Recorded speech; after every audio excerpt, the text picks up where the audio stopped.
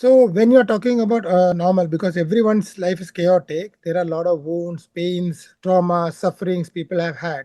So when they start off with the mandala art, and you would be definitely have so much experience, you will be know that okay, this is a painful area, this is a traumatic area coming out from. How do you know that, or do you think that it's coming out in the initial days or later on it subsides? No, so the way they draw the patterns and the way they use the colors, because colors and mandalas goes very much in hand. The way their strokes comes, the way they feel comfort in doing. Like for example, there is a very I'll just draw this one pattern for all of you, and I will show you the meaning of this pattern also. Uh, this is a inverted U, and the center line is a thick line. Can you all, everyone see that the center line is a thick line, and this is the thin line around that. Can you see that? Right. So when we draw this, when I ask my participants to draw this in a continuous manner, most of the time they forget to make the center line thick. What does it mean? The way in the leaf, the center line is responsible for giving the food to the other part of the leaf is, and who is the lifeline of our life? Our life, our parents. So if our relationship, our parents are not good, this means we have to go back to our roots, that is our childhood. So this is the root cause of our current problem is. If you're forgetting, if you have done in one, you have not done in two, when in your death, that means there's something happened in your childhood which you're still stuck with that. The center thick line, if you're doing it or not doing it, even the small, even the straight line talks about your energy. The horizontal line talks about your energy. We draw a lot of upward triangle in mandala. The upward triangle means masculine energy. If you are not comfortable in drawing the upward triangle in mandala, that means because each human being is born with masculine and feminine energy. You know, Guruji, Ida Nadi and Pingla Nadi, right? Nadi. So all these things, if we are not comfortable in drawing any triangle in upward manner, that means my masculine energy, the energy which is related to the action is not balanced. Similarly, if my downward triangle, I'm not comfortable, that means my feminine energy, my emotional part is not balanced. So each and every pattern in mandala has a very, very deep meaning. Even the inverted U, this inverted U, I drew a broad inverted U.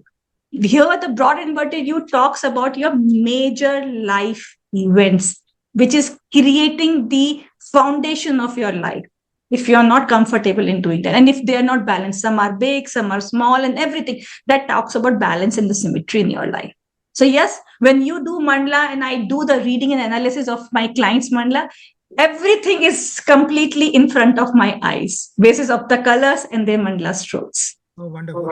I would like to just extend one more question on this. Is what happens is most of the people are not ready to listen. They hear Are not certain, very sorry, are not very. they are not ready to listen. They hear certain portions what they want, but they Okay. do not listen the complete sentence. Like you said, you have to draw like this. You shown a drawing like this, what you showed right now. Inverted U with a thick center and the thinner lines. Many people I've seen that they are not able to observe it, what they're hearing. They lack that kind because of the mobile and everything coming into being. So at that moment of time, can you connect that it's a traumatic thing or because of anxiety? Anxiety. Anxiety. Because the focus is not there. Because the focus has been, as I said, misalignment. So if we are not doing this, is a complete misalignment over here is.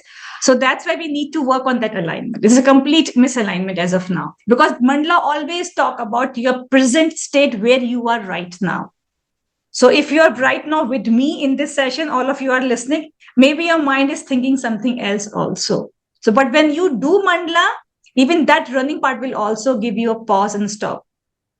So this again extends to the fear and the freedom part of it. Yes, yes.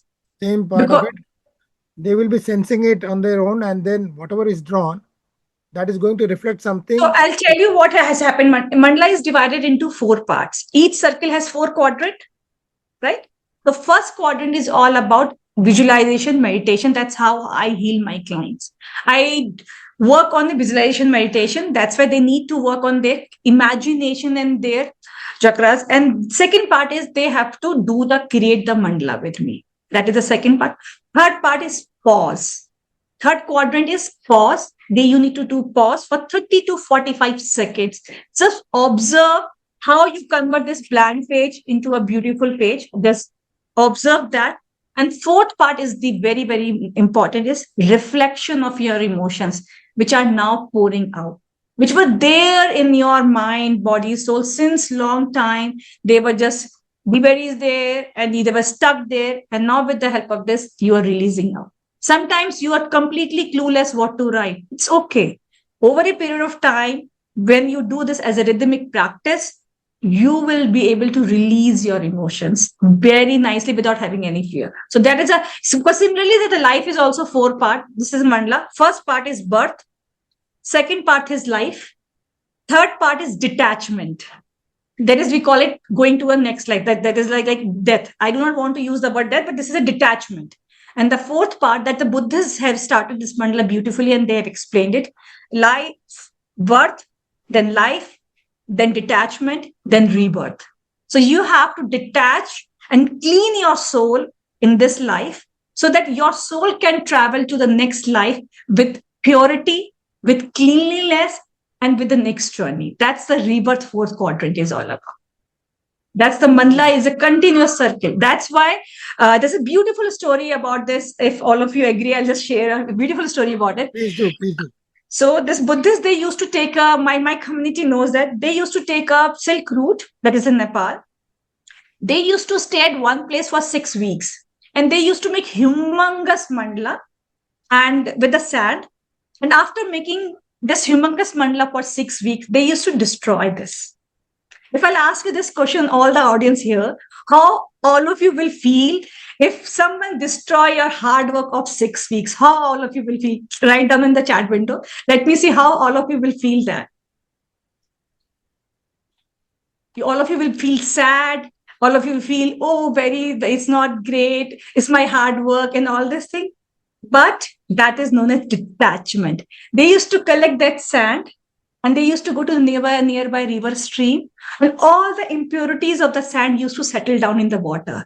And the pure sand used to go to the flow to the next destination. And that's what our life is. That's what our soul is all about. We are cleansing our soul in this life, detaching ourselves, because detachment is the hindrance for the growth.